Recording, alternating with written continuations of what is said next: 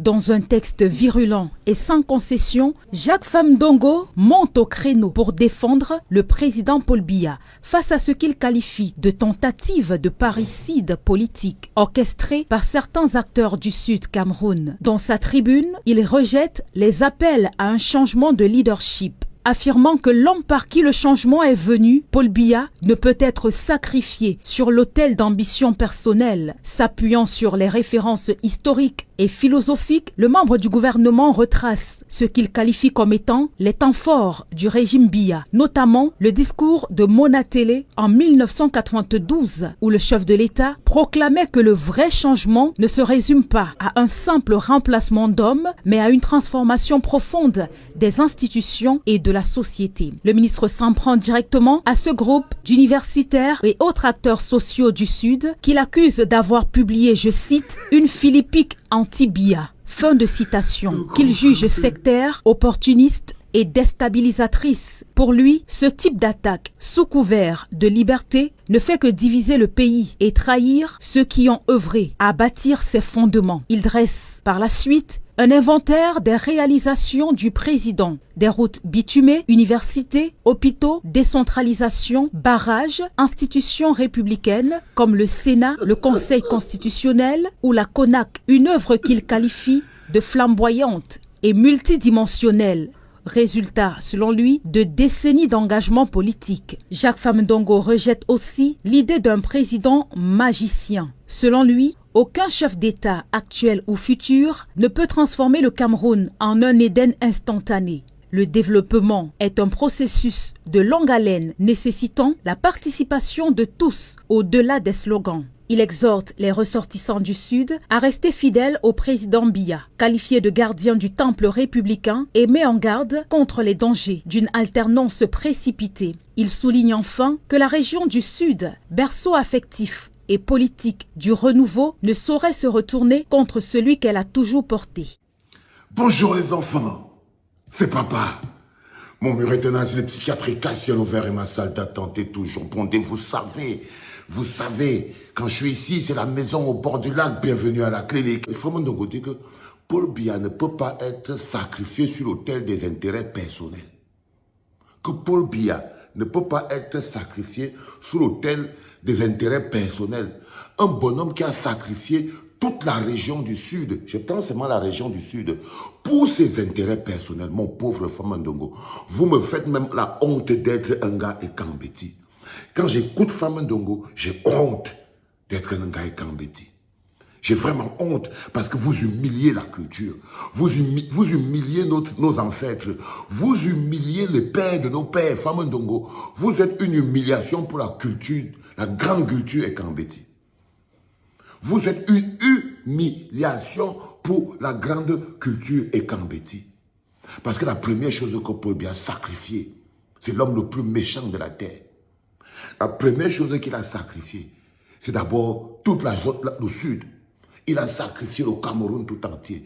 Il a sacrifié la jeunesse camerounaise. Il a sacrifié le vivre ensemble. Il a sacrifié la cohésion sociale. Juste pour des intérêts personnels. Et 43 ans plus tard, Famdongo vient de prévenir contre une alternance précipitée. Ça veut dire que 42 ans plus tard, le peuple du Sud prend 42 ans de sa vie et il donne à Paul Biya. Paul Biya leur rend en retour 42 ans de misère et de souffrance. 42 ans de misère et de souffrance. Il décide que non, on ne peut plus supporter. Il lui dit que c'est précipité. Vous, les enfants du Sud, je ne faut que vous dire que la honte que vous avez, vous ne la sentez pas. Si vous sentiez la misère que nos parents nous versent sur le corps, si vous sentiez le mépris, ils n'ont aucune valeur culturelle et traditionnelle.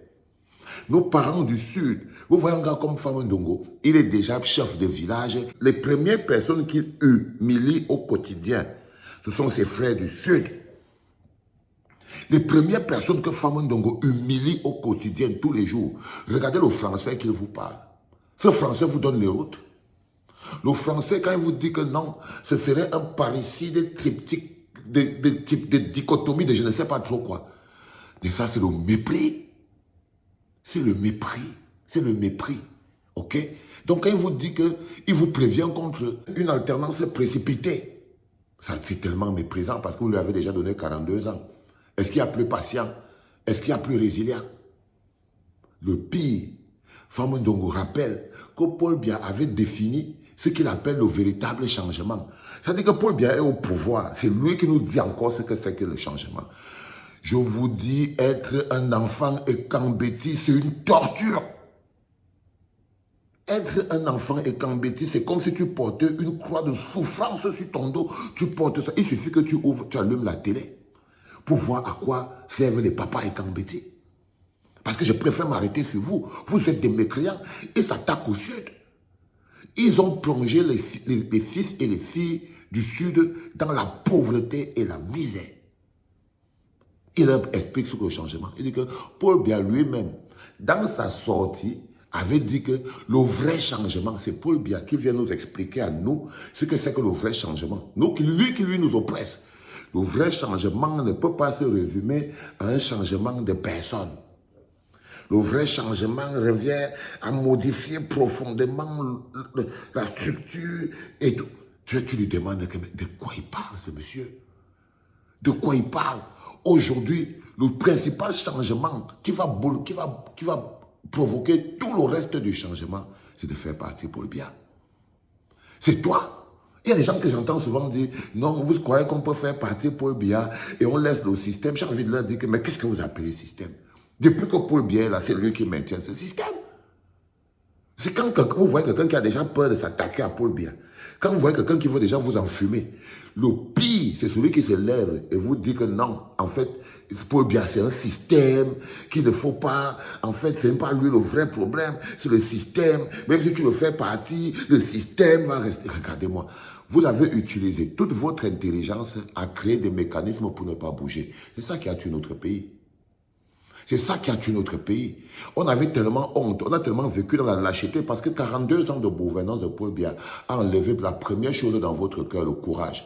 Paul Biya n'avait pas besoin d'un peuple courageux. Il vous a appris à être des couards. 42 ans de transformer un peuple jadis des lions en des vers de terre qui rampent. C'est la première chose qu'il a fait. Il vous a enlevé le courage au cœur.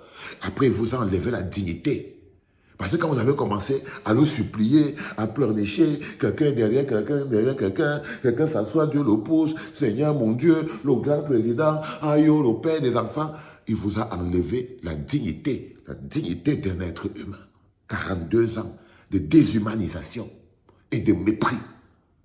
42 ans de déshumanisation et de mépris. Le mépris que Famou Ndongo affiche envers la misère de ses frères du Sud.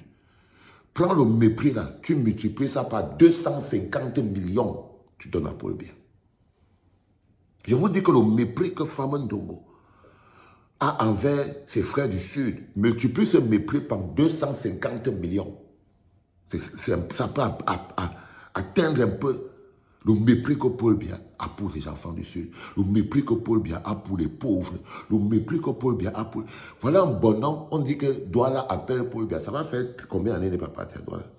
Combien d'années il n'est pas parti à Bafoussam? Combien d'années il n'est pas parti à Gao? Combien d'années il n'est pas parti? Le mépris que ce monsieur a pour le peuple camerounais n'a d'égal que la misère de sa gouvernance. Ça n'a d'égal que la misère de sa gouvernance. C'est pour ça qu'au fond de moi, c'est très important de rappeler à mes frères et Kambeti que là, ces messieurs que vous voyez là, ils vous méprisent. Et quand je vous vois écrire ici, c'est-à-dire que je ne sais pas si je dois aussi vous mépriser. Non, je ne dois pas. Ça me froisse le cœur. Ça me froisse le cœur parce qu'il vous a transformé en rien du tout. En des rien du tout. Au XXIe siècle, nous sommes le peuple de la forêt. Mais qu'est-ce que nous sommes? Nous sommes le peuple qui nous accrochons sur quoi? Sur Paul Biya. En quoi? Vous êtes quoi même? Quoi même?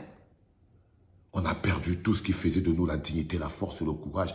Il nous a même vidé du pouvoir de nos ancêtres. Même l'énergie que nos ancêtres nous ont mis dans le corps. Paul Biya a vidé pour se maintenir au pouvoir. Il a vidé le pouvoir des Kambeti.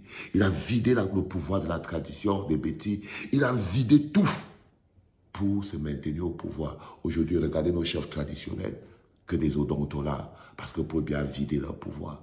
Regardez nos notables, que des soulas, parce que Paul Biya a vidé le pouvoir. Même quand vous les voyez venir parler, même les rites traditionnels, le pouvoir des ancêtres, ils n'ont plus. Quel type de pouvoir ils peuvent encore avoir, puisqu'ils sont en train de prier tous les jours pour maintenir quelqu'un qui boit le sang de ses frères et sœurs pour se maintenir en vie.